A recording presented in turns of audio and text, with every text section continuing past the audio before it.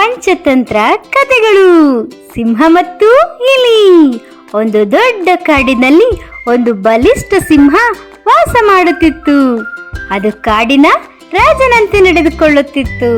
ಒಂದು ದಿನ ಸಿಂಹ ತುಂಬಾ ದಣಿದು ಮರದ ನೆರಳಿನಲ್ಲಿ ಮಲಗಿತ್ತು.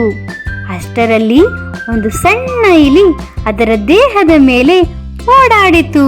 ಇದರಿಂದ ಸಿಂಹಕ್ಕೆ ತುಂಬಾ ಕೋಪ ಬಂತು. ಅದು ಇಲಿಯನ್ನ ಹಿಡಿದು ತಿನ್ನಲು ಹೊರಟಿತು.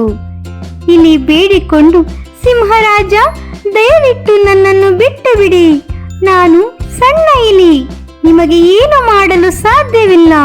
ಆದರೆ ಒಂದು ದಿನ ನಾನು ನಿಮಗೆ ಸಹಾಯ ಮಾಡಬಹುದು. ಸಿಂಹಕ್ಕೆ ಇಲಿಯ ಮಾತು ನಗುವಿನಂತಾಯಿತು. ಆದರೂ ಇಲಿಯ ಬೇಡಿಕೆಯನ್ನು ಒಪ್ಪಿ ಅದನ್ನು ಬಿಟ್ಟಿತು. ಕೆಲವು ದಿನಗಳ ನಂತರ ಸಿಂಹ ಬಲೆಯಲ್ಲಿ ಸಿಕ್ಕಿ ಹಾಕಿಕೊಂಡಿತು.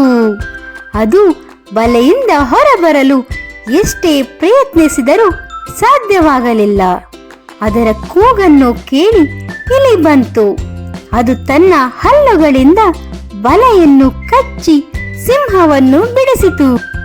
ನಂತರ ಸಿಂಹ ಮತ್ತು ಇಲಿ ಗೆಳೆಯರಾದರು. ಈ ಕಥೆಯ ನೀತಿ, ಸಣ್ಣ ಜೀವಿಗಳನ್ನು ಕಡೆಗಣಿಸಬಾರದು.